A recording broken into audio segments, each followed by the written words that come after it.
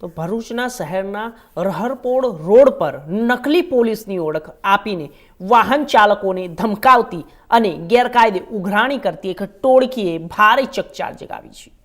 આ ટોળકીના ભય અને માનસિક ત્રાસને કારણે એક વ્યક્તિનું હૃદય બંધ પડી જવાથી કરુણ મોત નીપજ્યું। ઘટના સામે આવી છે। પ્રાપ્ત માહિતી અનુસાર રહરપોળ રોડ પરથી પસાર થતા એક વાહન ચાલકને અજાણ્યા ઈસમોએ આંતર્યા હતા। આ ઈસમોએ પોતાની ઓળખ પોલીસ તરીકે આપી હતી। તેમણે વાહન ચાલકોને ગાડી પર નંબર પ્લેટ કેમ નથી તેવો પ્રશ્ન કરી ધમકાવવાનું શરૂ કર્યું। નકલી પોલીસ બનીને આવેલા આ લોકોએ વાહન ચાલક પાસે તોડબાજી કરવાનું શરૂ કર્યું। નકલી પોલીસની આ આક્રમક વર્તણૂક અને સતત ધમકીઓના કારણે વાહન ચાલક અત્યંત ભયભીત થઈ ગયો। પોલીસ હોવાના નામે કરવામાં આવેલી આ ધમકી અને દબાણથી ગભરાઈ ગયેલા વ્યક્તિનું સ્થળ પર જ હૃદય બંધ પડી ગયું। તેમનું પ્રાણ પંખીડું ઉડી ગયું। આ ઘટનાને પગલે આસપાસના વિસ્તારમાં ભારે એરારાટી વ્યાપી ગઈ હતી। મારું નામ નિકિતેશ બિપિનચંદ્ર મોદી છે।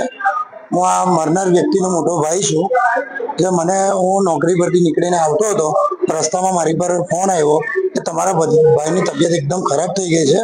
તો મારી ભાઈની વાઈફે મને જણાવ્યું કે અમે એને રંગૂન હોસ્પિટલમાંથી સિવિલ હોસ્પિટલમાં લાવીએ છીએ અને એમણે કીધું એ પ્રમાણે એની કોઈ લોન બાકી નહોતી।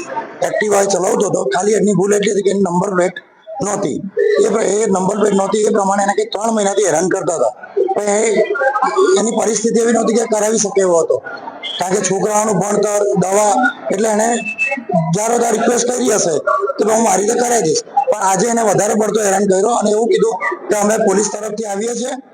પણ એ લોકોએ ખાકી પેન્ટ પહેરી હતી અને કે અમે પોલીસ વાળા તરફથી છે ને અમે પૈસાની માંગણી કરી કે અમે તને છોડીએ નહીં, તું પૈસા આપ। તો મારા ભાઈ એવું પણ કીધું કે ભાઈ મારી તબિયત નથી સારી, મારી ઓલરેડી દવા ચાલે છે, હું હાર્ટનો પેશન્ટ છું, તમે મારી કન્ડિશન સમજો। પણ કોઈ સમજવા તૈયાર નથી, બસ પૈસાની પાછળ જ દોડતા હતા। તો આવું ક્યાર સુધી ચાલશે? આવા કેટલા નિર્દોષોની હત્યા। ભાવનગર શહેરના શિવાજી સર્કલ નજીક હસ્તી મેડિકલ